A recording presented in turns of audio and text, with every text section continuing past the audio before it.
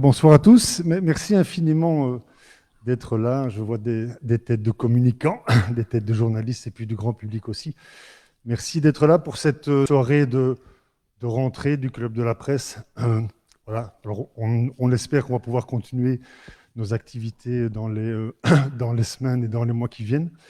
Et merci à Gaëtan et au Mondaneum de nous accueillir aujourd'hui. C'est une journée, c'est une soirée importante, puisque j'en parlerai dans quelques instants.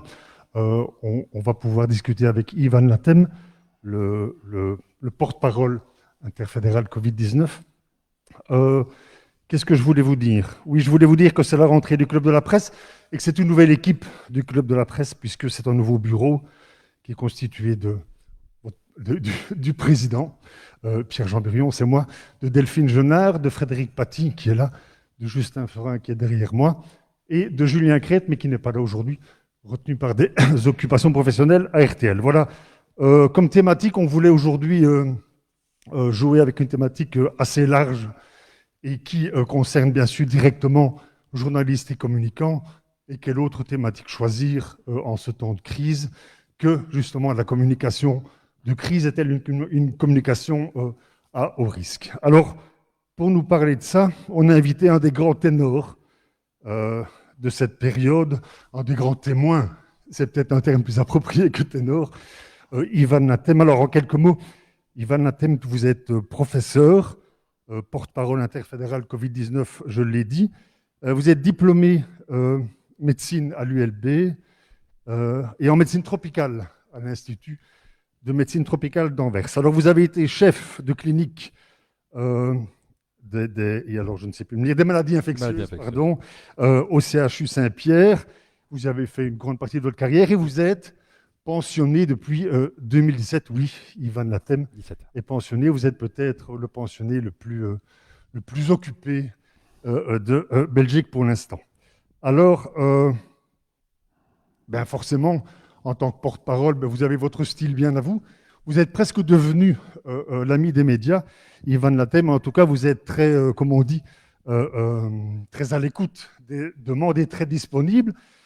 Et pour vous introduire, je me permets de montrer cette petite image. Vous êtes tellement disponible que vous êtes prête à vous mettre au lit avec les journalistes d'émissions de l'RTBF pour parler du Covid. C'était la petite anecdote, bien sûr. Avant de vous applaudir, Ivan Latem, dire aussi qu'on est en direct en live Facebook, sur le Facebook de la Maison de la Presse, du Club de la Presse, pardon, et du Mondaneum, et que bien sûr, ceux qui nous écoutent peuvent réagir et interférer, être en interaction avec nous, poser des questions. On tentera d'y répondre. Voilà, j'ai assez parlé. L'animation sera assurée par Justin Fering de TLMB, journaliste à TLMB, éditeur à TLMB, et vous avez préféré, Ivan Latem, que ce soit un échange plutôt qu'un monologue. Voilà, je vous laisse. Merci à vous deux. On se retrouve dans une grosse demi-heure où vous pourrez bien sûr poser vos questions et on pourra retranscrire les questions qui viennent des réseaux sociaux. Merci à vous. On applaudit bien sûr. Des applaudissements en guise d'introduction, c'est pas mal. Bonsoir Ivan Latem. Bonsoir. Merci d'être là. Alors on va rebondir directement sur cette photo. On n'a pas de couette ce soir entre nous, hein, donc de toute façon, voilà. Je ne passe pas tous mes jours avec un journaliste sous la couette à nous en voilà, c'est ça, j'imagine. Tiens, est-ce que c'était votre propre lit? Parce que beaucoup de gens se sont posé la question. Alors non, c'est le lit d'amis, c'est la chambre d'amis. Et effectivement, ça se présentait bien, puisque pour ceux qui n'ont pas connu cet épisode-là, c'était On n'est pas des pigeons, et il y avait en vente dans une grande chaîne belge une couette anti-Covid, avec dessus une substance anti-Covid, et dont toute la question était est-ce que c'est vraiment quelque chose qui vaut la peine ou est-ce qu'on se fout de votre pomme?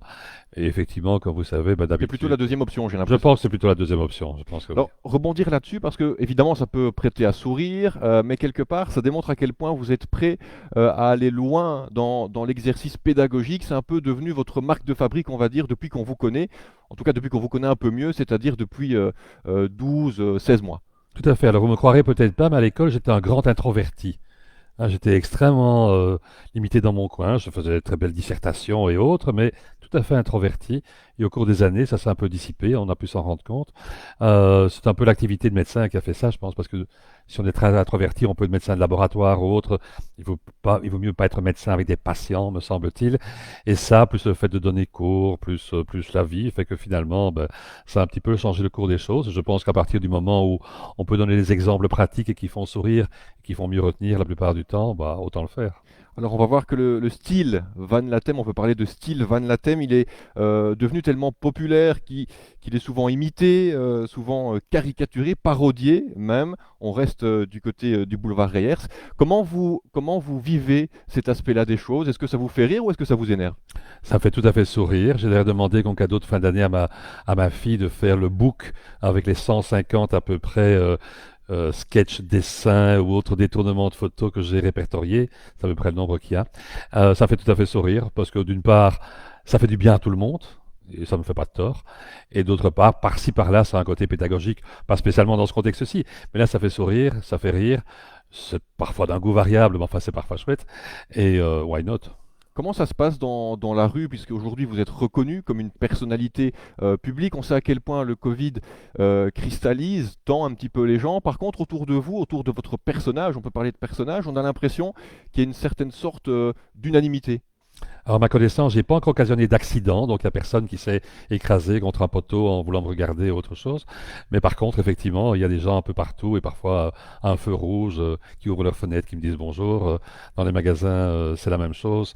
Même un peu en dehors de la Belgique, on croise des Belges un peu partout.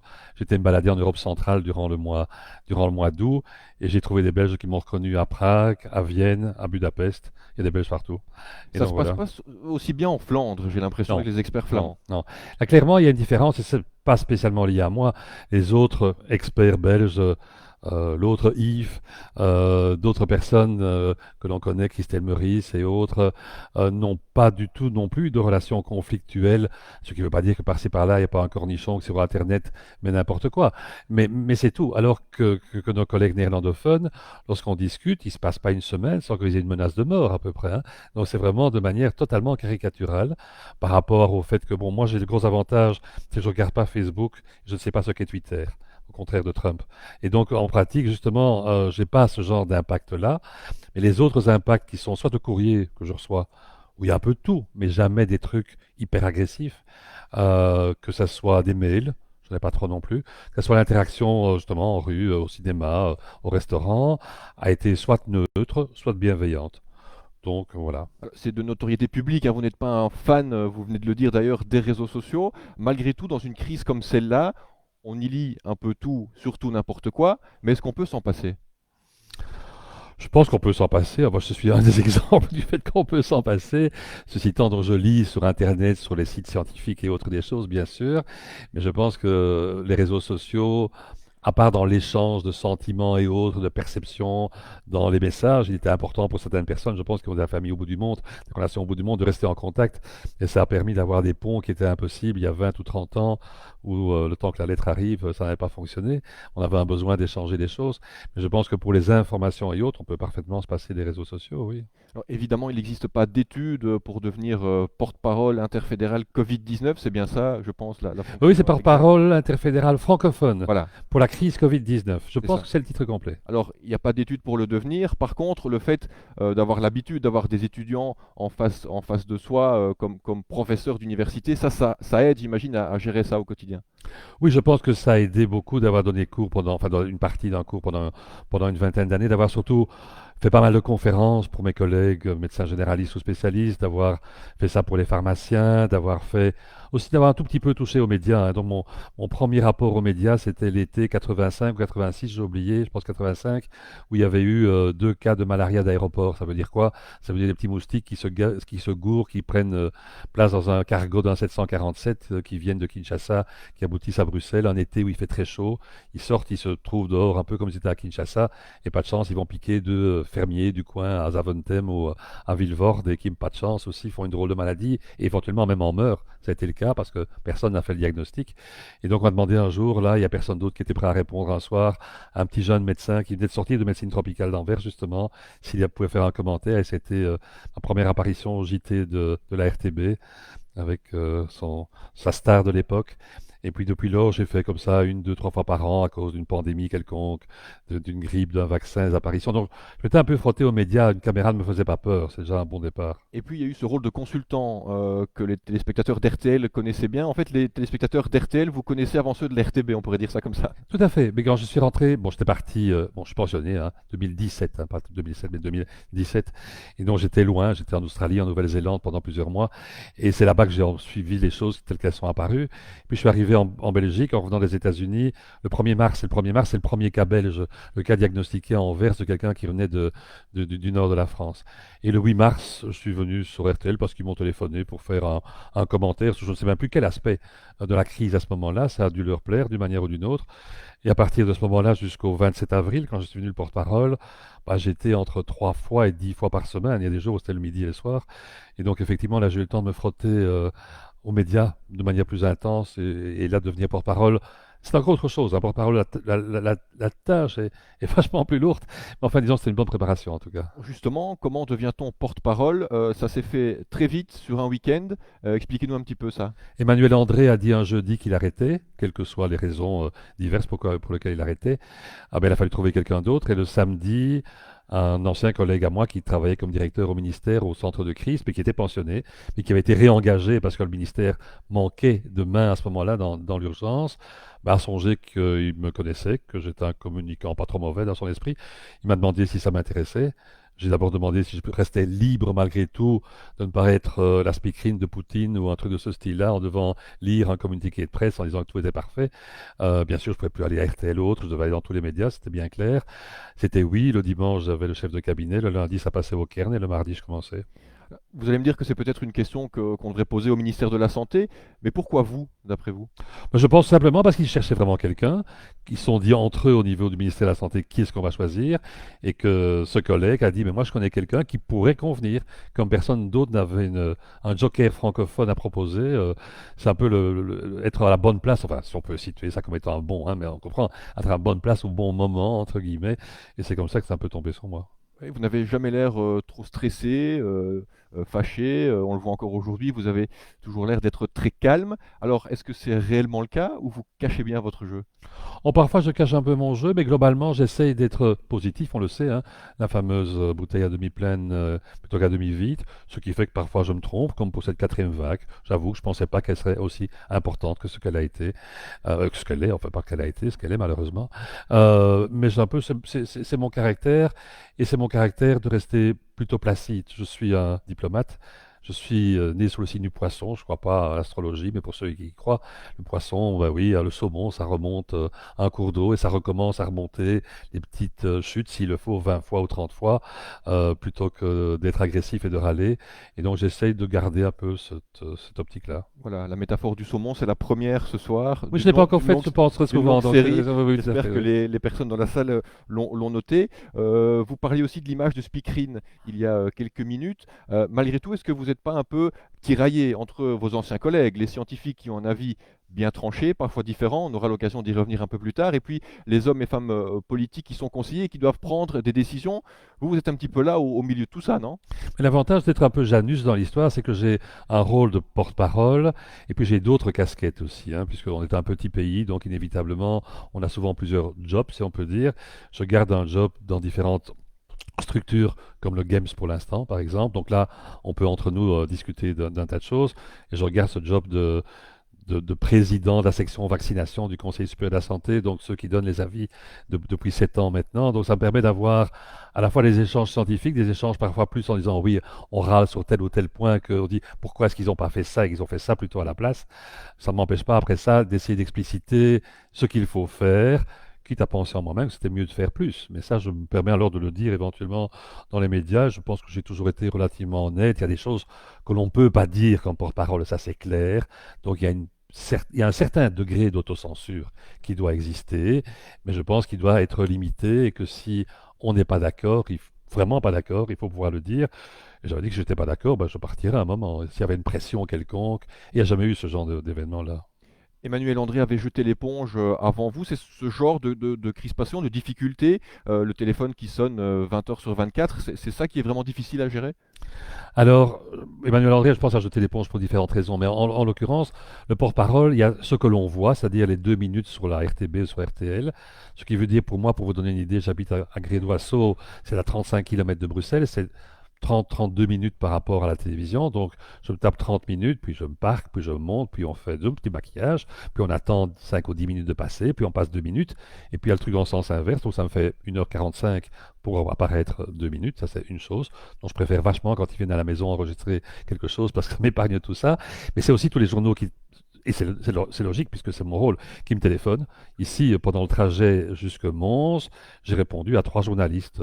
Et donc j'essaye de regrouper, d'ailleurs durant mes trajets en voiture, j'ai la main libre, hein, ok. C'est peut-être pas parfait, mais enfin bon, j'ai la main libre. Et donc j'essaie de regrouper les appels pendant que je roule. Ça me permet au moins d'évacuer comme ça un certain nombre de choses. Et cet après-midi où j'avais 3 conférences qui se suivaient à différents points de vue, ben, j'ai répondu en même temps par SMS à d'autres journalistes qui voulaient des infos, dans la mesure de ce que je peux donner, on se comprend bien, mais qui voulaient des infos. Donc c'est sans arrêt cette relance qui commence parfois très tôt le matin. Il m'arrive en me levant à 6h30 de trouver un SMS d'une chaîne quelconque qui me dit est-ce qu'avant 8h on peut avoir une interview. Donc dès que je me suis brossé les dents, que je me suis rasé, j'essaie de faire l'interview, parfois depuis ma salle de bain. Je trouve ça extrêmement amusant. Heureusement, personne ne me voit à ce moment-là quand c'est par téléphone. On se comprend bien par Skype. J'essaie quand même de descendre habillé. Mais c'est le genre de circonstances. Et puis qui se termine parfois le soir, comme par exemple aujourd'hui, où forcément, par la force des choses, je vais rentrer à 11h30, sachant que demain matin, à 7h10, j'ai une première interview, à 7h20, une deuxième Ça veut dire interview. qu'on doit avoir une compagne aussi qui joue le jeu, Oui, elle pour joue le jeu. l'organisation à la Elle maison. joue le jeu. Mais c'est vous qui faites les courses, hein, je pense. C'est moi qui fais les courses. C'est moi qui fais les courses. Je connais par cœur les rayons du Colruyt. Ça, il n'y a pas de problème. Et j'ai une compagne asiatique. C'est peut-être son flegme qui lui permet de tenir le coup. Très bien. La majorité des Belges ne pensaient pas que ça allait durer aussi longtemps. Est-ce que c'est votre cas? Oui, je ne pensais pas que ça allait durer aussi longtemps. Je vais être honnête de dire qu'au départ, je ne pensais pas que ça serait aussi grave que ce qu'on a connu non plus. Je pense qu'il faut être honnête, personne en Belgique à peu près, à part quelques oiseaux de mauvais augure, mais qui étaient partis eux pour Apocalypse Now au total avec 100 à 200 000 morts, ne pensait que ce serait ce que c'est devenu. Et donc je pensais effectivement qu'on s'amortirait plus rapidement et qu'on n'aurait pas autant de rebonds. Et je pense que ça, c'est vraiment la mauvaise surprise, pas tout jeter sur lui, mais de ce fameux variant Delta qui a changé la donne. Et on est tombé là sur un super Eddy Merckx de la virologie en tant que virus qui gagne toutes les courses, alors qu'avant ça, on avait plutôt un Poulidor. Le Poulidor, on savait comment le maintenir. Eddy Merckx, c'est plus difficile. Alors, C'est la deuxième de la soirée. oui, voilà, j'espère qu'elle est notée aussi, j'allais le dire, mais vous le faites à ma place. J'ai même pas besoin d'être là, en fait. Euh, on va vraiment rentrer dans le cœur de l'interview avec la communication de crise, hein, puisque c'était la thématique de la soirée. On a retenu voilà, 4 règles de base de la communication de crise qu'on va balayer ensemble et on va essayer un peu de voir si on peut les adapter à cette crise Covid. La première règle, et je pense que les gens dans la salle la connaissent, c'est on essaye toujours de privilégier la communication en interne avant de communiquer vers le grand public. Donc on pourrait dire que l'interne, dans ce cas-ci, dans le cas du Covid, ben, c'est les hôpitaux, les médecins, les infirmiers, les gens qui travaillent dans les centres de vaccination, les pharmaciens, etc., avant le grand public. On a l'impression que ça n'a pas toujours forcément été respecté. On pense par exemple aux différentes péripéties avec les masques, mais il y en a bien d'autres. Oui, c'est vrai. Donc là, il y a plusieurs choses. Il y a la communication par rapport à ce qu'on pense qu'il va falloir faire. Et ça, effectivement, il est assez logique que le policier le sache avant que l'automobiliste doive le faire, de manière à ce qu'il puisse le contrôler. Et ça, c'est vrai que ça n'a pas toujours eu lieu, entre autres, par rapport à la première ligne de soins où médecins généralistes et autres sont parfois trouvés un peu dépassés et tout le monde le savait avant qu'eux-mêmes n'aient été informés par leur cercle de médecins et autres. Et je pense que globalement, il faut dire qu'il y a eu des courts-circuits un peu partout dans la communication.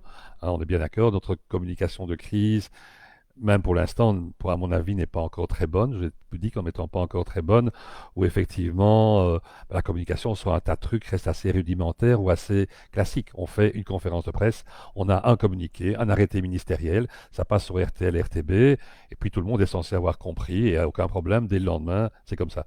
Il y a plein de gens qui ne sont pas sur RTB, sur RTB, qui ne lisent pas l'écho de la bourse ou autre chose, et qui n'ont pas forcément l'information qui arrive chez eux. Donc je pense que tant pour les publics spécialisés type première ligne hôpitaux que pour le public en général, ceci n'est pas un bel exemple de communication, non? Et ça a laissé des traces, hein. Il y a une image vraiment marquante de cette crise et du contexte en général. C'est la première ministre de l'époque, Sophie Wilmès, qui rend visite à un hôpital et le personnel soignant qui lui tourne le dos. Ça, c'est vraiment une image marquante qui reste qui va rester de cette crise.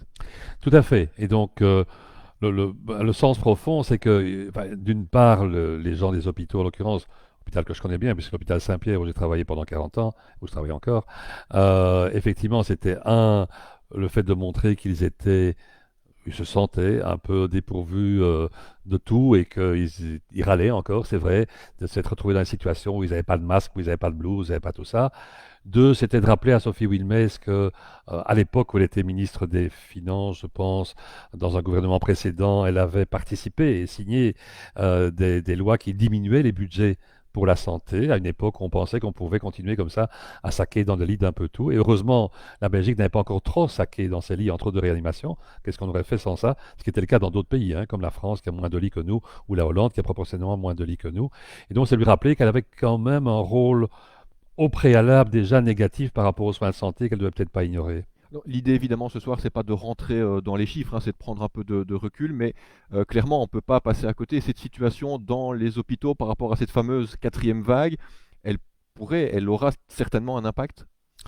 Oui, elle aura un impact qui est lié, bien sûr, à son intensité, mais surtout, on l'a dit, au fait que les hôpitaux sont usés, sont fatigués, et qu'on n'est pas du tout dans le climat où on était en mars-avril l'année passée, où on entrait en guerre. Alors, c'est pas gai d'entrer en guerre, mais on entre en guerre avec des troupes qui sont fraîches, qui partent au combat sans avoir vu les charniers.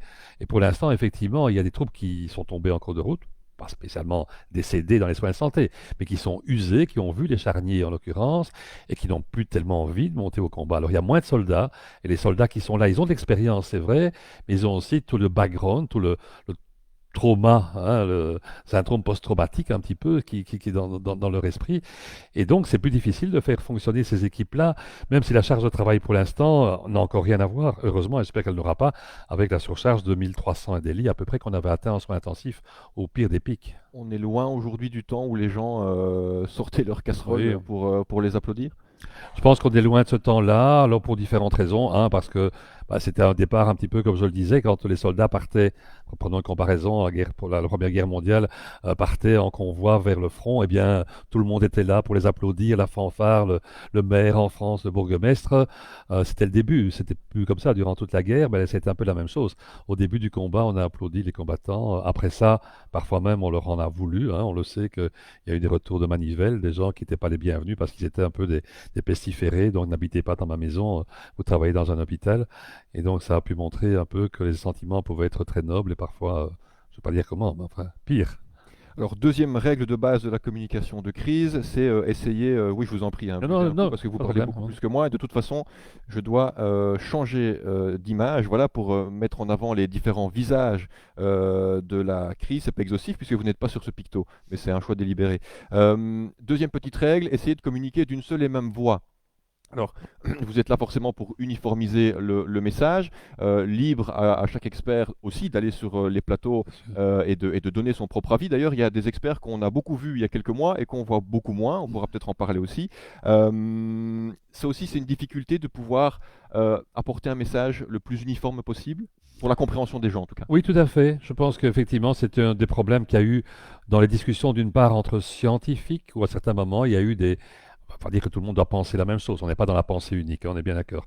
Mais qu'effectivement, à partir du moment où on est un peu un électron libre, c'est forcément perturbant en situation de crise. C'est pas perturbant pour la science. La science, elle avance grâce aux électrons libres. Elle avance parce qu'on pense à un tas de choses et on va dans des tas de directions, et puis il y en a une qui sera peut-être la bonne et qui va se développer. Ici, effectivement, lorsque les gens attendent avec une certaine angoisse certains messages, des messages perturbants, s'ils sont réels, why not? Mais quand ils sont perturbants, je ne vais pas dire gratuitement perturbants, ça je pense que c'est pas du bon travail. Et donc il y a eu ça un peu de tout, il y a plein d'experts qui ont fait du très très bon boulot, entre autres dans ceux qui sont là, il y a eu des experts à certains moments qui ont lancé des choses qui ont fait des dégâts. Le problème aussi de la lasagne belge qui n'aide pas cette équipe de 11 millions. Elle n'est pas encore complète, on va dire. Non, mais tout à fait. Mais c'est comme si les Diables Rouges avaient 5 entraîneurs, quoi, hein, je veux dire. Déjà, parfois, ils en ont un deuxième et un troisième. Je ne sais pas si ça va très bien les aider, mais enfin bon. Et ça, c'est un peu ce qu'on a, effectivement, avec nos différentes couches. Alors, heureusement, il y a une conférence interministérielle santé qui permet de, de- de- de- d'assouplir un peu les choses. Et c'est toujours très intéressant parce qu'on y assiste, nous, parfois, par Teams interposé, puisque tout ça se fait toujours à distance. Et on se rend compte qu'effectivement, ça permet un peu d'arrondir les angles. En tout cas, je pense que c'est totalement fondamental. Maintenant, je ne sais pas comment ça fonctionnait au départ, parce que là, on n'y participait pas. Et je pense que quand le gros de la vague est arrivé, c'était peut-être pas des conférences de ce style-là. Et je pense que là, il y a eu probablement des décisions un petit peu dans tous les sens aussi qui sont parties. Quels sont les rapports entre les experts? Quelle est l'ambiance un petit peu à la table du Games? Est-ce que c'est convivial ou est-ce qu'elle tremble? C'est toujours très convivial. Ça, c'est, je pense, une des grandes règles en Belgique, c'est que la plupart du temps, les réunions entre experts, en tout cas médicaux, sont conviviales et que traditionnellement, moi qui travaille depuis 40 ans dans les maladies infectieuses, entre infectiologues, qu'ils soient francophones, néerlandophones, d'universités catholiques ou libres ou autres, il n'y a vraiment pas de problème, on se connaît et on s'entend et on se respecte. Et les autres domaines qui sont ajoutés, puisqu'il n'y a pas que des médecins, comme vous savez, il y a maintenant des psychologues, des sociologues et des économistes, c'est ça qui sont présents. Il y a, je pense, un grand respect entre nous, donc un grand respect au sens de la vie de l'autre. Et je pense qu'il y a vraiment une bonne entente. Mais ça ne veut pas dire que les avis sont... Uniforme, non, bien c'est sûr. ça. Non, non, non. Et il y a aussi des personnalités là-dedans. Il y a des gens plus anxieux que d'autres. Il y a des gens qui ont des informations, ben heureusement, que d'autres n'ont pas, ce qui permet effectivement après ça d'enrichir la pensée de chacun. Et donc c'est vraiment un échange d'idées. Et certains jouent le rôle pour calmer d'autres, d'autres éveillent peut-être des alarmes qu'on n'avait pas perçues. Certains donnent des informations. Dans le groupe du Games, il y a par exemple un Belge qui travaille en Israël et qui travaille pour l'OMS et qui a comme ça un certain nombre d'accès à des informations qui nous aident avant qu'elles soient publiques éventuellement. Et donc tout ça enrichit vraiment la discussion, avec un grand respect l'un de l'autre. C'est une richesse aussi d'avoir élargi, vous l'avez dit, avec des psychologues, des sociologues, ce type de profil-là pour essayer de prendre les... Alors pas prendre les décisions, parce que c'est le politique qui doit le faire, mais conseiller de la meilleure des façons. Oui, je pense que oui, je pense que c'est bien. Alors, il y a eu des tas de groupements qui ont existé au cours du temps, hein. Il y a le Céléval 1, le Céléval 2, le GERS, le GEMS, toujours des acronymes, hein, c'est toujours affreux ce genre de truc-là, plus des tas d'autres structures, hein, parce qu'il faut bien savoir qu'il y a ce qu'on appelle le RAC, le RMG, hein, dans le Rapid Assessment Group, donc voir si quelque chose risque est un problème et si on a défini le problème, comment on doit le manager, le Rapid Management Group, etc. Tous ces groupes sont des groupes qui sont, eux, beaucoup plus modulables, dans lesquels s'invitent des gens qui ont des compétences spécifiques, alors que d'autres groupes sont plus stables au cours du temps, comme le Games, le Céléval, et durent des mois ou plus longtemps. Le Games va fêter sa première année de vie maintenant, je pense en décembre. Et les soirs de Codeco, comment ça se passe du coup? Ah, très calme pour nous. Le soir de Déco, moi, c'est le meilleur soir. Parce que par définition, normalement, on n'est pas censé parler à la presse le soir de Codeco. Alors, je suis le seul encore à respecter, mais ça m'arrange vachement bien. Parce que ce soir-là, je refuse toute invitation. Donc, demain soir, je ne serai pas dans la presse. Demain matin, avant, oui, je vais dire, il y a déjà 2 interviews entre 7h et 8h du matin. Mais le soir de Codeco, et au Codeco, nous ne sommes pas. Les experts n'y sont pas, comme ils n'étaient pas normalement au Conseil national de sécurité. Par-ci, par-là, Eric Kavlig, entre autres, y était, ça c'est vrai. Il y a eu une ou l'autre personne, comme Mark Van Ranst, qui ont été aussi, mais c'était très ponctuel. Et logiquement, là, les gladiateurs, on ne joue pas avec eux. Et est-ce que ça veut dire que... Ah, c'est une troisième ou une quatrième Oui, oui, gladiateur. les gens suivent, hein, je vois, Ok, ça ok. se passe pas mal. Est-ce que ça veut dire que chez vous, entre experts, parce que un peu moins maintenant, parce que c'était un grand moment au début, il y en a eu beaucoup, on est à une vingtaine de Codeco, je pense, aujourd'hui, Oui, je ne sais plus où on en est. pas loin de ça, on sait plus trop où on en est. Mais est-ce que vous êtes chez vous et alors bah, vous vous téléphonez entre vous en vous disant, bah non, là, on s'attendait à autre chose ou Alors, on regarde ce qui se passe, on regarde ce qui sort, et il y a un groupe WhatsApp, puisque là, ça sert pour ça. Il y a des groupes WhatsApp de toutes ces structures. Il y a eu un groupe WhatsApp Céléval, un groupe WhatsApp. Et alors, sur le WhatsApp, effectivement, on échange en disant, enfin, pourquoi est-ce qu'ils ont mis 10 heures du soir plutôt que ou 8 heures du soir, ou un truc de ce style-là. Et puis un autre, on dit, oui, encore la même chose, toujours un compromis avec et tout ça. Oui, oui, ça se discute typiquement sur WhatsApp. voilà, donc comme un peu tout le monde en fait. Oui, comme un peu tout le monde. C'est ça. On est des Euh, gens normaux, hein. oui, voilà. On va passer au troisième point qu'on avait envie de soulever, c'est dans le cas d'une crise, s'en tenir à la vérité et ne communiquer que des faits. Est-ce qu'on peut dire, quand on est spécialiste, écoutez, je ne sais pas. Oui, je pense qu'il faut. Est-ce qu'on Mais l'a pas c'est assez dit, ça aussi? Je pense qu'on l'a peut-être pas assez dit. Je pense qu'on l'a dit. Il y a des moments, on a essayé malgré tout de construire des ponts en se disant que ça et ça c'était logique, donc ça devait aller du point A au point B, logiquement. Et peut-être qu'on a fait des ponts, moi aussi d'ailleurs, où finalement le point A menait au point C. Et ça c'est vrai. Je pense qu'il faut essayer de ne pas faire ça. Parfois on est entraîné à le faire, soit parce qu'on pense que vraiment ça se passera comme ça et puis on se plante, entre autres par moi la quatrième vague, ok, voilà. Ou parce que à un moment, dans le cours d'une interview, on fait des raccourcis. Et ça arrive aussi, hein, parce qu'on discute et puis on échange des idées et puis on se dit, tiens, je réponds quoi à ça? Alors je réponds soit je ne sais pas, soit je pense que ça se passera comme ça. Ben, parfois, il faudrait mieux dire que je ne sais pas, oui, c'est vrai. C'est ça. Et on remarque qu'on est passé progressivement de fausses promesses, d'un message de fausses promesses de sortie de crise à un message plus réaliste, où on dit aujourd'hui non, au contraire, il faudra peut-être apprendre à vivre avec ce virus Oui. qui ne disparaîtra peut-être jamais réellement à 100%. Alors parce qu'au départ, en 2020, je pense, le public avait plus envie de rester terré dans son coin. Il fallait lui dire à un moment, ça va un petit peu mieux. Il n'y a pas encore grand-chose, il n'y a pas de vaccin, mais ça allait mieux. Donc maintenant, plus personne n'a envie de rester chez soi, et les chevaux fous sont lâchés, et je dis ça gentiment, hein, c'est nous tous, hein, moi aussi. Et que donc, il faut un peu tirer sur les brides maintenant, et c'est plutôt ça qu'il faut faire, plutôt que de dire aux gens, il faut commencer à revivre un petit peu, ne fût-ce que pendant un certain temps. Et donc, c'est un peu ça, je pense, qui fait que le message maintenant est plus de rebrider un certain temps. Alors oui, on va vivre avec le virus tout le temps. Quelle sera l'intensité, on n'en sait rien. La société devra se mettre un certain bornage, de limite de ce qu'il accepte de payer comme tribut, hein. On paye un tribut à la grippe chaque année, on paye un tribut à la pneumonie, on paye un tribut à tas de choses. Bon, on payera aussi un tribut au dieu Corona d'une certaine manière, et on devra définir ce qu'on accepte par rapport à ça, pour après ça pouvoir extrapoler ce qu'on peut se permettre. Pour moi, on pourra se permettre comme avant, je reste toujours cet optimiste, et je pense qu'effectivement, quelque part en 2022, on payera un tribut, mais que ça sera comme ça, comme on le fait pour la grippe, comme pour autre chose. Et surtout pouvoir voyager, parce que je sais que ça vous tient aussi à cœur. On avait aussi un schéma classique d'une crise classique. La crise du Covid n'est pas une crise classique, et donc habituellement, dans une crise, ça finit par se calmer. Et quand ça se calme, on en profite. On n'a plus le nez dans le guidon, on en profite pour tirer des enseignements et repartir et repréparer peut-être une prochaine crise. Là, ça s'arrête jamais réellement, et donc c'est difficile de respirer. Tout à fait. Et j'ai envie de dire que heureusement que dans nos régions, il ne s'est pas passé grand-chose d'autre, sauf les inondations, entre autres. Mais je veux dire, entre choses d'autres que le gouvernement a tenu, qu'on n'a pas eu d'autres crises à gérer. S'il y a la grande crise climatique, écologique, on est bien d'accord. Mais ça, c'est un problème de fond qu'on gère mal depuis des années. C'est pas une raison pour l'abandonner. On l'a un peu abandonné pendant un an ou deux. Ça revient heureusement à l'avant-plan. Mais je pense qu'effectivement, c'est une crise à rebondissement, dont se passeraient des multiples épisodes. Harry Potter, c'est bien, mais ça, non. Allez, quatrième point qu'on avait envie de relever, quatrième et dernier point, c'est assumer ses responsabilités et surtout faire preuve d'empathie. Là, on a l'impression qu'on a parfois cherché des coupables à un moment donné, certaines C'est parties de la vrai. population, les jeunes qui ont été beaucoup pointés du doigt à un moment donné. Vous êtes d'accord avec ça?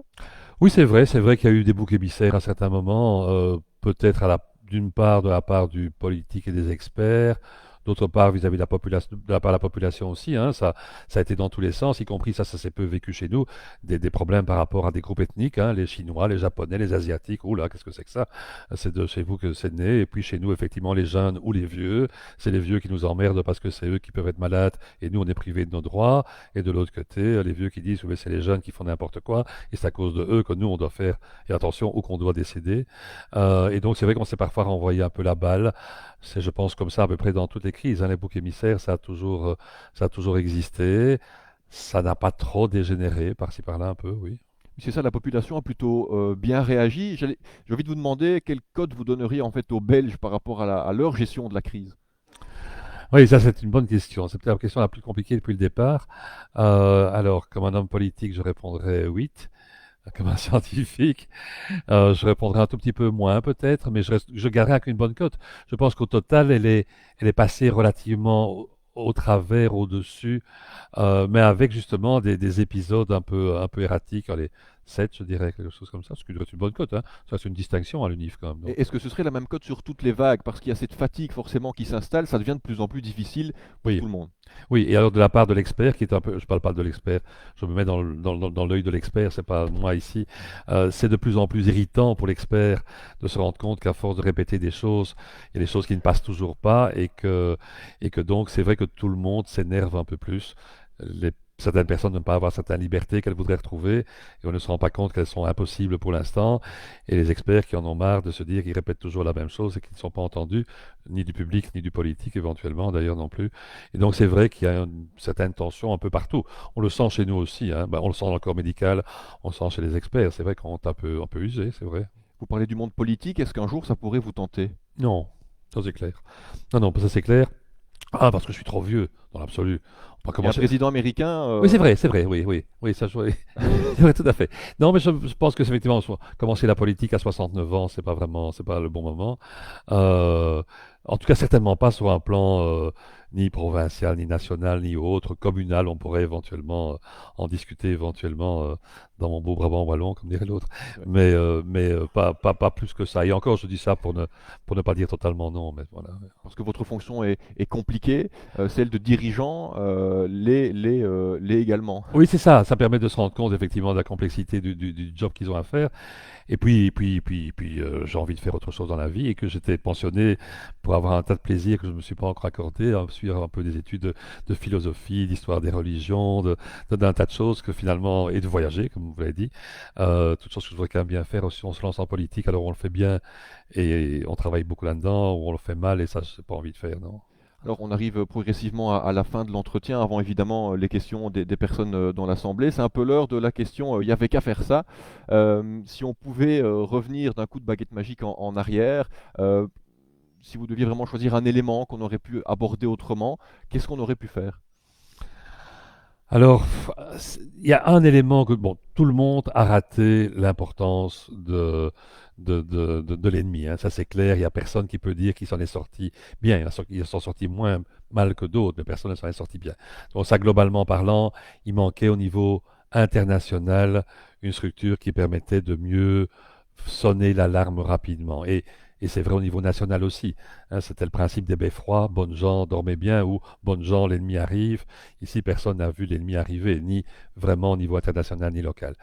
L'autre, c'est comme vous dites, je pense essayer d'avoir une meilleure interaction avec les citoyens, et peut-être, parce que sur le fond, on l'a déjà dit aussi, avoir une meilleure interaction avec le reste de la politique. C'est-à-dire qu'ici, on a eu l'exécutif qui a fonctionné à fond, et on a eu de l'autre côté le législatif qui n'a, ça ne peut pas être méchant avec eux, mais qui n'a rien fait, enfin, qui n'a pas fait grand-chose. Et donc on a reproché que tout ça se passait dans les arrêtés, etc. Mais on n'a pas vraiment vu un Parlement qui a dit je veux prendre ma place et je veux assurer ce côté tout légal, ce côté démocratique. Et donc je pense qu'effectivement, dans les plans futurs qui devraient exister pour gérer des pandémies potentielles, il devrait y avoir non seulement tout un côté médical et social, psychologique, et tout un côté d'encadrement pour que l'État puisse continuer à avoir plus de démocratie, plutôt que des arrêtés un petit peu comme ça a été pris et reproché, je pense, oui, à juste titre, à certains moments. La démocratie doit reprendre ses droits. Oui, tout à fait. Je Euh, pense que pour le futur, on devrait trouver une structure dans laquelle elle peut plus facilement reprendre ses droits, ce qu'elle n'a pas vraiment fait ici. Très bien, merci Yves Van Latem. Moi, je n'ai plus de questions, mais je ne doute pas qu'il y en aura un certain nombre dans la salle. Et on peut vous applaudir, évidemment, bien sûr. Merci Ivan Latem, merci Justin. Effectivement, il y a peut-être des questions dans la salle. Je vous demande juste d'utiliser le micro, ainsi nos amis qui nous suivent sur les réseaux sociaux peuvent entendre la question posée. Je ne sais pas qui lance le bal. C'est toujours la Ah première la oui, plus c'est le difficile. premier, ah oui. La première Alors moi, je vais lancer la première. Est-ce que vous êtes encadré par une équipe de com qui vous conseille ou qui vous dit Et- quoi dire ou et- est-ce que vous êtes dans une structure dans laquelle vous pouvez trouver des petits trucs ou que vous devez suivre leurs conseils? Donc, il n'y a personne qui nous dit ce qu'il faut faire. Maintenant, il y a la com un peu partout. Il y a la com au ministère de la Santé, il y a la com des ministres, il y a la com de Cienzano, qui sont là, qui organisent les conférences de presse et autres, qui aident et entre autres rédigent certaines parties des textes des conférences de presse, puisque ne faisons pas des illusions, nous n'allons pas reprendre les résultats des morts vaccinés sur des grands tableaux qu'on fait nous-mêmes la nuit, hein. Tout ça arrive digéré, parce que sans ça, ça serait ingérable, un peu comme Belga fournit des informations aux grands médias, et puis après ça, il faut les traiter et rentrer dans le détail éventuellement. Mais donc, la com est là plus pour arranger les choses, mais pas pour nous dire la manière de dire les choses. Alors par-ci, par-là, on discute en disant, oui, alors ce point-là, on va peut-être pas en discuter aujourd'hui parce qu'il n'est pas mûr, c'est pas le bon moment, ça va mal passer. Bon, pour vous dire par exemple, demain, il y a normalement une conférence de presse, mais il n'y aura pas de conférence de presse. Tout simplement parce que demain, il y a le Codeco, comme vous savez, que demain, on va avoir d'autres attentions dans les médias et que faire une conférence de presse sur l'évolution de la vaccination ou l'évolution dans le pays, il n'y a personne qui va regarder, qui va écouter. Donc là, la com a décidé toute seule, comme une grande, je pense qu'elle a raison, d'arrêter et de canceller la conférence de presse, qui n'aura pas lieu à 10h30 demain comme d'habitude, parce qu'il y a d'autres attentions qui sont... Donc voilà un petit peu. Mais il n'y a pas d'entraînement. Ah, alors c'était une question aussi par rapport aux groupes comme le Games, etc. Et donc là, il y a eu un moment, une proposition. Moi, je ne l'ai pas fait parce que j'avais l'expérience. Il me semble que j'avais assez d'expérience sur le terrain. Je ne suis pas dit que je suis un bon communicateur, ça vous le direz ou pas, mais en tout cas, j'avais suffisamment d'expérience pour ne pas suivre des cours de com. Il y a eu une proposition là pour les gens, des experts du Games, entre autres, d'avoir quelques cours de com pour mieux savoir comment prendre une question un peu retorde d'un journaliste sur un plateau TV ou autre. Voilà, mais c'est la seule fois où j'ai vu une proposition passée pour mieux entraîner les experts à s'en sortir avec les médias. Moi, je trouve personnellement que vous êtes un excellent communicateur. Et entre autres, votre disponibilité, ça c'est quand même impressionnant. Mais ça, la presse a très vite, Tout à l'heure. a très vite compris que c'était mon grand défaut, c'est que je ne savais pas dire non. Et qu'à partir de ce moment-là, effectivement, elle essaye, elle a le droit, puisqu'elle sait que je ne sais pas dire non. Et donc, j'essaie à peu près, enfin, je pense que j'ai à peu près dit oui 9 fois sur 10, quoi. Il y a quand même des gens que j'ai pas pu, parce qu'il y a des moments où c'est pas moi faire 3 choses à la fois. Je peux à la fois répondre aux questions pendant que je roule vers chez vous, mais je ne sais pas répondre aux questions pendant que je suis chez vous. Et donc, voilà, c'est ce genre de choses-là, quoi. Je ne sais pas qui. Oui. Voilà, merci pour l'entretien super intéressant. Moi, j'avais une petite question justement par rapport à la communication telle qu'elle se déplie aujourd'hui avec ce caractère 2.0. Donc, la communication, elle est très dans l'interactivité aujourd'hui. Donc, on est notamment en direct sur Facebook pour le moment. Mais comment ce paramètre-là est intégré dans la manière de penser la communication de crise, considérant qu'un message, à partir du moment où il est délivré et où on sait que ce ne sera pas juste une communication ascendante, que ça va aller dans les deux sens, Mhm. ça va discuter très fort sur des places publiques qui sont devenues les réseaux sociaux, comment ce paramètre-là est intégré dans la réflexion en amont par rapport à la manière dont on délivre le message? C'est une bonne question. Je ne sais pas comment c'est intégré au niveau de ceux qui, par exemple, préparent un certain nombre de textes. Moi, je sais que quel que soit le média sur lequel je suis, je me comporte de la même manière. J'essaye tout en parlant de réfréner parfois certaines choses pour ne pas dire des choses qui pourraient être mal comprises ou être trop des discussions entre étudiants ou entre scarabins ou etc. On est bien d'accord, un peu la tentation parfois. Donc, ça été médecin pendant 40 ans, ok. Mais je pense que personnellement, je ne fais pas de tri ou de sélection ou de modification par rapport au type de médias ou au fait que ça peut passer dans différents types de médias. Euh, voilà, mais je pense qu'effectivement, euh, dans le média, d'une manière ou d'une autre, vous délivrez un message vers quelqu'un, et puis quelqu'un, après ça, le message, il peut en faire ce qu'il veut. Il peut le prendre tel quel, il peut le décrypter, y voir quelque chose qu'il y a ou qu'il n'y a pas derrière. Donc je pense qu'à partir du moment où un message qu'on espère être relativement clair, le plus clair possible, quel que soit le média qui s'appelle RTB ou un machin Facebook, je sais pas Facebook en général, hein, mais un truc, un groupe Facebook quelconque qui reprend votre message, après ça, c'est de l'extraction personnelle et la modification personnelle de l'interprétation. Et ça, je ne pense pas qu'on puisse malheureusement, non, heureusement, puisque c'est le droit de chacun, le modifier. Il restera le choix personnel et le devenir du message qui peut se transformer en l'antithèse de ce qu'il était au départ. Mais donc, dans mon esprit, dans ma manière, en tout cas, ça ne change rien, si j'ai un peu répondu à votre question. Il y avait un monsieur là qui voulait poser la question. C'est un peu dans le prolongement de la question précédente, mais comment se fait-il qu'on n'aborde jamais dans les médias ou dans toutes les conférences qui se passent les moyens naturels qui peuvent aider la vaccination? Et je me dis peut-être parce que les scientifiques, comme vous, n'y croient pas, ou alors, comme vous aussi, vous êtes communicateur, vous dites si on parle de ça, on va ouvrir une porte aux anti-vax. Et je voudrais avoir votre avis Ok, sur ce mais, sujet. ok, tout à fait. Mais donc, comme on m'a dit, bon, je suis médecin, oui, je suis médecin spécialiste en médecine interne de maladies infectieuses, et donc je suis effectivement strictement allopathe, hein, soyons clairs dans le domaine en question. Et donc, il est clair que ça donne une certaine orientation, à tort ou à raison, mais c'est comme ça.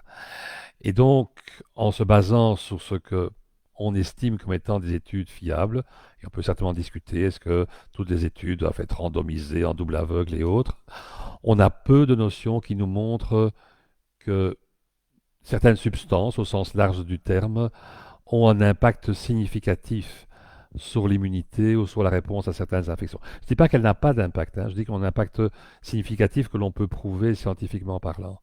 Et donc c'est dans ce contexte-là que, à part des choses de bon sens, c'est-à-dire d'avoir une alimentation diversifiée, de faire de l'exercice, d'être dans un corps qui est dans la meilleure santé possible. Donc pour l'instant, moi, grâce au Covid, j'ai pris 12 kilos. Ça, c'est pas une bonne idée, hein, tout à fait. En 1 an et demi, j'ai battu mon record.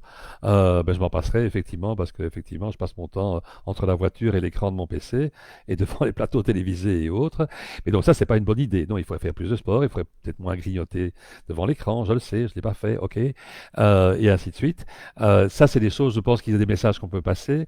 On a passé certains messages sur des substances naturelles comme la vitamine D ou le zinc en faisant des avis sur le Conseil supérieur de la santé là-dessus, en disant qu'on n'a pas de preuves, mais ça ne fait pas de tort parce que nous manquons quasi tous de vitamine D, par exemple, qui joue un rôle non seulement dans la calcification des os, mais aussi dans les mécanismes immunitaires.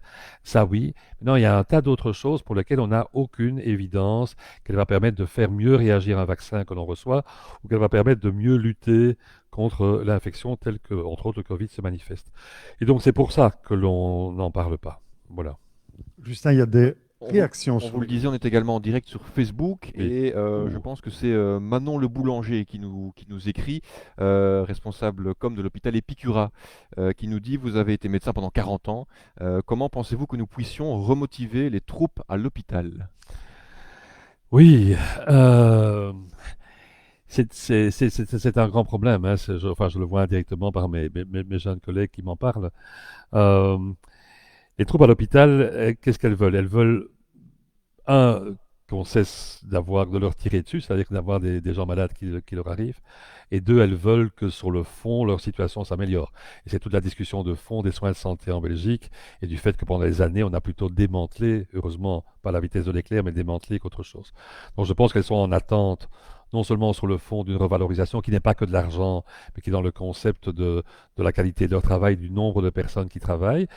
Et c'est vrai que ça, petit à petit, il y a des apports, et c'est vrai que grâce aux fonds qui ont été mis, plusieurs hôpitaux, pas mal d'hôpitaux, on peut engager 20, 30, 40 personnes en plus, ce qui paraît beaucoup, mais quand on sait qu'il y a 400 ou 500 personnes qui travaillent et qu'on en rajoute 20 ou 40 en plus, ben ça fait 5%. Alors 5%, c'est mieux que rien.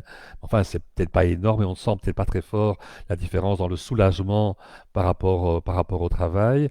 C'est Et vrai puis quand que on débloque un poste, si le poste reste en pénurie, la voilà. mission n'est pas forcément remplie. Voilà, exactement. C'est que il y a ce côté-là des choses, c'est que pour que les gens viennent travailler, fassent cette formation, eh bien, il faut que le travail soit moins lourd et mieux payé. Et donc, ça mettra un certain temps, parce que pour l'instant, ouvrir des places pour personnes pour y travailler, ou alors ça veut dire qu'on pompe des gens dans d'autres pays. Et ça, c'est la structure dans laquelle on fait venir des Philippins, des Indiens, des Roumains. Ça veut dire qu'il y en a moins là-bas. Alors ça, c'est pas une bonne solution non plus, hein. Ça, c'est l'équivalent de nous bouffons tous les vaccins, on nous donne rien en pays en voie de développement, nous prenons toutes leurs infirmières et ok. C'est un peu Ça le n'est problème pas... avec l'écologie aussi, mais c'est pas une Exactement. conférence avec Nicolas Hulot, surtout pas maintenant. Donc. Avec le CO2 qu'on rachète à l'un ou à l'autre, on est bien d'accord. Ok. Et donc ça, c'est une chose sur le fond, et ça, c'est vaille que en train de s'améliorer, en espérant que la fin de la crise, qu'on espère le plus rapide possible, ne va pas faire disparaître toutes ces bonnes volontés, comme c'est souvent le cas. Et l'autre, c'est espérer que il voit assez rapidement que les mesures que l'on a prises et que l'on va prendre vont diminuer leur surcharge immédiate et que la vaccination permettra d'éviter la cinquième vague. On peut dire que je suis trop optimiste, mais qu'il n'y ait pas de vague supplémentaire. On l'a déjà dit pour la quatrième, donc on a l'impression d'être un petit peu des menteurs en disant ça, mais d'éviter qu'ils aient d'autres vagues. Mais je pense que pour l'instant, c'est très dur de les motiver. Oui. C'est pas vraiment une bonne réponse à cette personne. Non, mais c'était l'occasion de les saluer et de saluer leur travail aussi. Tout à fait. C'était important de le faire. Est-ce qu'il y a d'autres questions? Ouais.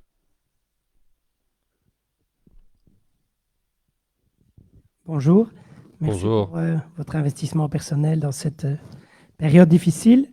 Ben, on parlait de la communication. Ben, on va dire que ces derniers temps, jusqu'il y a 1 mois et demi, les messages étaient plutôt positifs. Donc, et le ton et le contenu.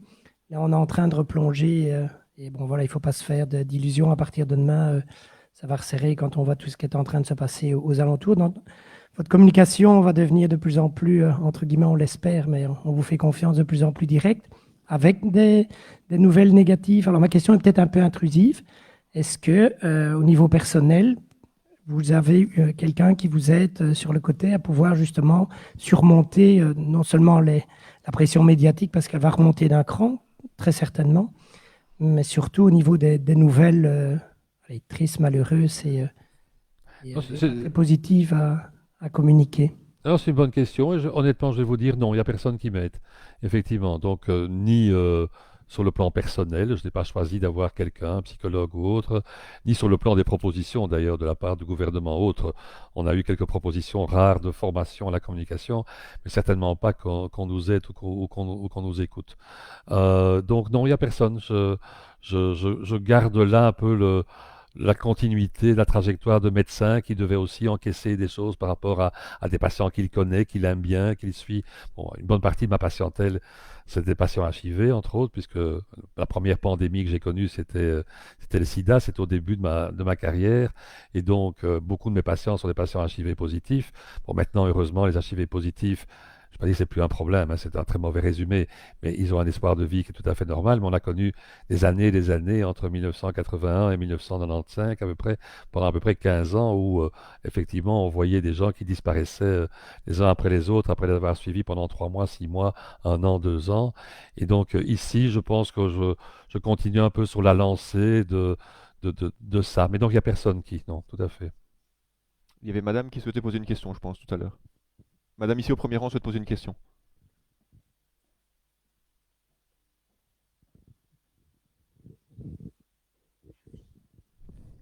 Je voulais vous demander, en tant que porte-parole, vous êtes considéré entre guillemets comme la voix de son maître par certaines personnes. Et donc, d'office, votre message est rejeté par toute une catégorie de la population. Comment vous réagissez par rapport à ça? Qu'est-ce que vous essayez de mettre en place? Est-ce qu'il y a moyen de passer outre cette barrière de facto? Ah, vous avez raison, c'est vrai que par définition, le porte-parole, ça peut être la speakerine, hein. J'ai dit de Poutine là tantôt, mais pour donner un exemple parmi tant d'autres, que je ne veux pas être, et personne, c'est vrai que je ne peux pas enfin, je ne peux pas le prouver, entre guillemets. Ce que je peux montrer, c'est que quand j'interviens devant certaines questions, je ne dis pas forcément quelque chose qui plaît toujours au gouvernement ou d'autres, et que je continue à faire partie, pas parce qu'on m'y a mis comme espion, dans des groupes comme le Games ou autres, où il y a ces discussions en différents experts. Donc c'est de jouer un rôle qui n'est pas que d'être sur un plateau pour dire ce qui a été décidé, mais c'est aussi d'avoir un regard critique que je continue à avoir, même si, comme on l'a dit là tantôt, il y a forcément, je ne peux pas dire, mais quel couillon, non, je dois regarder, et j'ai toujours été très diplomate et poli. Ce soir, Mais vous pouvez un peu le faire. Je peux le faire ce soir, mais quel couillon ce, et puis j'arrêterai avec des 3 petits points derrière. Mais donc, c'est vrai qu'il peut garder, les gens peuvent garder un doute concernant la réalité de mon expression, vu cette partie-là du rôle. Et donc, j'ai essayé de le contrebalancer en gardant une certaine liberté de parole dans les limites de ce que je me suis toujours mis moi-même, que j'ai déjà dit là tantôt, et dans la participation à des groupes où là on peut échanger entre nous, et puis il en sort un consensus plus ou moins bien appliqué, on sait rarement appliqué à 100%. Je ne dis pas que ce qu'on dit est parfait, loin de là. Simplement, on a rarement fait exactement les mesures que l'on proposait, sauf au tout début de la crise, parce que de toute façon, il n'y a personne qui avait d'autres idées à ce moment-là. Mais c'est vrai que, voilà un peu ce que je peux dire, c'est que dans les interviews, les articles, etc., dans lesquels on me cite, c'est pas forcément pour dire, j'en ai toute une série chez moi, que bah oui, c'est parfait ce qu'on a décidé, quoi. Loin de là. Voilà, est-ce qu'il y a encore d'autres? Voilà, une question. Et soit dit en passant, pour compléter votre question, on n'a jamais eu de riteur dans le sens inverse, hein. Donc ça, c'est l'avantage d'être en démocratie, c'est que non seulement personne jusqu'à présent n'a essayé de m'abattre en rue parce que j'ai foutu en l'air son commerce, mais il y a non plus personne qui a essayé de me déboulonner pour une raison ou pour une autre, et j'ai jamais eu d'input d'un ministre qui m'est téléphoné pour dire que qu'est-ce que c'était que ça, qu'est-ce que c'est ça, et ça ne continuera pas comme ça. Absolument pas. Les quelques contacts que j'ai eus, c'était des contacts de discussion, ou lors d'une critique ou l'autre, un ministre qui m'a téléphoné pour reconnaître qu'il s'était trompé. Il n'a pas fait en public après, hein, mais enfin qu'il s'était trompé. Ça, c'était une chose. Et d'autres qui disent, tiens, moi j'aurais plutôt pensé comme ça. Et puis il a écouté en disant, ben oui, pourquoi pas, quoi, je veux dire. Mais voilà, c'est la démocratie et c'est son droit de me téléphoner, comme un journaliste aussi, c'est son droit de me téléphoner, donc il n'y a pas de problème. Bonsoir, Bonsoir. merci pour ce temps précieux que vous nous consacrez. Alors, au début de votre présentation, vous avez parlé dans votre parcours de vie, j'ai noté plusieurs fois le mot pédagogie qui vous a aidé à être le porte-parole interfédéral. Alors, j'aimerais bien faire un petit volet pédagogique parce que je suis enseignante dans l'entité de Mons et je suis accompagnée de deux de mes élèves ici. Et demain, justement, on va encore être une fois de plus un peu aussi des porte-parole. Les enseignants sont des porte-parole parce qu'on a beaucoup de questionnements, beaucoup d'incertitudes de la part de nos jeunes. Et j'aurais voulu vous demander quel outil ou quelle parole bienveillante je pourrais leur donner ici face à ce qui arrive, parce qu'ils sont fatigués, en manque de confiance. Et j'aimerais vraiment savoir comment je peux aider mes élèves au mieux à passer à travers ça, encore une fois avec eux. Alors je pense que l'idée c'est de se dire que on peut essayer de voir, et moi c'est toujours ce qui m'a conduit, c'est d'essayer de voir plus loin, et j'ai toujours fonctionné avec la notion qu'il y avait une échelle avec des barreaux dans lesquels j'avançais, il y avait un brouillard à un certain moment, mais il y avait toujours moyen d'avancer, de se dire qu'elle n'allait pas s'arrêter, que tout d'un coup je n'allais pas tomber de l'autre côté de l'échelle, ça peut arriver, mais qu'au départ on part pas avec cette idée, on va avec l'idée qu'on va vers quelque chose que je pense être dans le contexte de l'évolution de toutes les maladies infectieuses, ou de quasi toutes, enfin, comme étant quelque chose qui va vers quelque chose qui va s'améliorer comme situation, mais que ça ne mettra pas 20 ans ou 15 ans, comme ça a été le cas pour les malheureux affectés du sida dont j'ai parlé à partir de 1981, et qu'on va vers un mieux qui aura coûté un certain temps. Et c'est vrai qu'on a peut-être, nous, comme adultes, enfin je parle pour moi entre autres, je ne sais pas pour les autres, hein, sous-estimer l'impact psychologique que ça pouvait avoir, pardon, sur eux, en se disant, nous justement on est vieux, on n'a plus tellement d'années à vivre, peut-être 10, 15, 20, enfin c'est plus autant, eux ils en ont encore 50, 60, qu'est-ce que c'est qu'un an ou deux dans lequel on les prive d'une certaine liberté, en oubliant que c'est vrai que c'est une époque foisonnante dans laquelle on forme un tas de trucs et que c'est plus riche, si on peut dire, plus riche, une autre forme de richesse que celle que nous pouvons vivre. Et que ces années pèsent peut-être pour plus d'années, d'une certaine manière, en tout cas dans leur vécu futur. Mais c'est de se dire qu'effectivement, oui, c'est vrai, ils auront payé un certain tribut pendant un certain temps, comme d'autres personnes ont payé d'autres tributs lors de guerres ou autre chose, aussi dans leur jeunesse, mais que ça va avoir une fin. Et que cette fin, de nouveau, sous réserve de qu'on se gourer complètement, elle est quelque part logiquement dans l'année prochaine, sauf si par malheur on a à nouveau un super variant bizarroïde qui nous tombe sur le dos, ce qui est pour l'instant le cas nulle part, puisque le dernier modèle, ce fameux Delta, est tellement bon qu'il est partout, pratiquement partout tout seul sur la Terre. Il y a quelques petits variants, mais qui ne lui viennent pas à la cheville et qui ne parviennent pas à prendre le dessus. Donc je pense que c'est l'idée, c'est de se dire qu'il faut encore, c'est vrai, un peu mort sur sa chic. C'est vrai on les a accusés de choses, parfois à raison, mais parfois à tort. Ça, on est bien d'accord aussi. Et qu'on a sans doute sous-estimé pour beaucoup l'impact que ça pouvait avoir. Donc d'une certaine manière, c'est vrai que ça, il faut s'en excuser. De l'autre part, on le sait tous que, et c'est un peu ça la jeunesse, certains l'ont tellement montré que c'était un petit peu irritant, inévitablement, surtout pour ceux qui, de l'autre côté, se sentaient plus dans leur chair touchés, alors que de l'autre côté, on est touché dans son esprit, dans son développement, de l'autre côté dans sa chair par la pathologie qu'on peut développer à cause de la maladie, et que je pense que les deux, tant les vieux que les jeunes, doivent mieux s'expliquer et probablement mieux s'excuser l'un l'autre de mauvaises pensées ou de mauvais comportements qu'ils ont pu avoir l'un par rapport à l'autre, mais que ces choses devraient ne pas aller, j'espère, au-delà du 2022. Justin, Oui. encore une question sur les réseaux. Question en provenance de Facebook et c'est Marie-Josée qui la pose.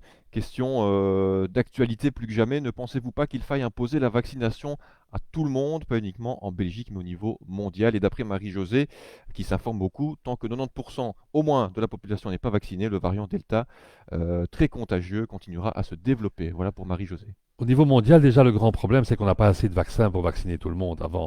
On en fait de plus en plus, mais ça mettra un certain temps avant de le faire. La seule autorité qui pourrait l'imposer au niveau mondial, c'est effectivement l'OMS. Et donc, pour ça, il faudrait que tas de pays soient d'accord, et donc ça ne sera pas évident à faire. Donc ça, je pense que c'est un premier point. Deuxième point, au niveau alors belge, au niveau des pays, c'est une discussion qui est en cours. On sait que le seul vaccin légalement obligatoire en Belgique, c'est le vaccin contre la polio. Le vaccin contre la polio, il a été rendu obligatoire en 67. Les premiers vaccins polio sont arrivés en 57. C'était le vaccin contre les Salk, le vaccin injectable. Puis dans les années qui ont suivi, c'est le vaccin Sabin, les petites gouttes de liquide qu'on prenait dans une cuillère ou sur un sucre. Et puis on s'est rendu compte qu'avec ça, la polio diminuait. Et puis qu'à partir de 63, là, ça stagnait. Il restait un certain nombre de cas. Et puis les gens vaccinaient moins leurs enfants. Et puis, il y a eu entre 63 et 67 à peu près des discussions qui ont eu lieu avant de la rendre obligatoire en 67. Donc, si on prend l'image, on se trouve devant, pour la seule vaccination obligatoire jusqu'à présent en Belgique, 57 on commence et c'est 10 ans plus tard qu'on le rend obligatoire. On a mis 3-4 années à y réfléchir entre 63 et 67. Et on se trouvait devant un certain nombre de plateformes vaccinales qu'on connaissait très très bien et de vaccins qu'on connaissait très très bien. Alors, ne faites pas dire ce que je n'ai pas dit. J'ai confiance dans les vaccins actuels, mais simplement, on est là avec, malgré tout, des nouveaux vaccins. De là à les imposer, ça posait en tout cas un problème au départ. Maintenant qu'on commence à les connaître avec des centaines de millions de personnes, c'est autre chose. Mais au départ, personne ne voulait les imposer. Et avec la polio, on se trouvait devant une situation où le risque était là pour un petit enfant qui était incapable de dire s'il voulait être vacciné ou pas. Et c'était les parents qui devaient le faire. Alors qu'ici, c'est nous, en tant que personnes responsables, adultes, on peut discuter pour les petits-enfants, justement. C'est le gros problème des petits-enfants pour la vaccination. Mais pour les autres, c'est nous qui choisissons de le faire ou de ne pas le faire. Et donc, pour la polio, ça a été de dire, non, vous, parents, vous ne percevez pas que vous faites courir un risque à vos enfants en ne les faisant pas vacciner, aux enfants des autres éventuellement aussi. Donc, nous obligeons les parents à le faire pour leurs enfants. Ici, on devrait obliger le citoyen à le faire pour lui et pour les autres, mais en tant qu'adulte, beaucoup plus qu'en tant qu'enfant. Et donc, ce n'est pas vraiment le même impact et je me trouve la même facilité pour aboutir à cette étape-là. Et l'autre côté, c'est le côté évidemment pratique dont tout le monde discute toujours, c'est qu'on fait quoi de ceux qui ne veulent pas être vaccinés? Comme nous ne sommes pas en URSS, on ne peut pas les envoyer dans un goulag. Comme nous ne sommes pas en Corée du Nord, on ne peut pas les faire disparaître. On n'est pas en Autriche. Comme on n'est pas en Autriche, on ne peut pas les enfermer chez eux.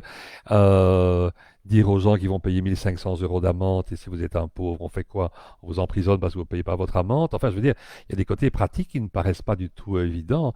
Alors l'Autriche a décidé ça comme une grande toute seule dans son coin. Je ne sais pas du tout, d'ailleurs, je pense que alors, je ne vais pas dire de bêtises, je ne suis pas en Autriche, mais c'est un pays que j'adore et je vais à Vienne 2 fois par an. Mais je veux dire, ils ont parfois un gouvernement peu curieux. Et donc, effectivement, je ne sais pas du tout si le Parlement a joué un rôle là-dedans ou si c'est une décision des hommes politiques qui sont pour l'instant à la tête du pays. En tout cas, ça ne se passe pas très bien. Et ça ne se passe pas très bien. Réception. Et je pense que chez nous, en tout cas, si c'est quelque chose qui s'évoque pour l'instant, c'est vrai, c'est pas tabou qui s'évoque. Alors avant, c'était tabou. C'est quelque chose, je pense, qui devrait vraiment éminemment passer par, entre autres, la discussion parlementaire. Je disais à RTL l'autre jour, ça fait partie de la noblesse du travail parlementaire, c'est la discussion et c'est les échanges d'idées. Et je pense que c'est pas un ministre de décréter, de décider que c'est obligatoire, sauf si on était dans une situation de santé publique telle que les gens sont en train de tomber comme des mouches. Alors je ne dis pas que ce n'est pas le cas, je ne dis pas qu'on est dans une situation facile, mais pas au point de décréter comme ça que l'on rend obligatoire les choses.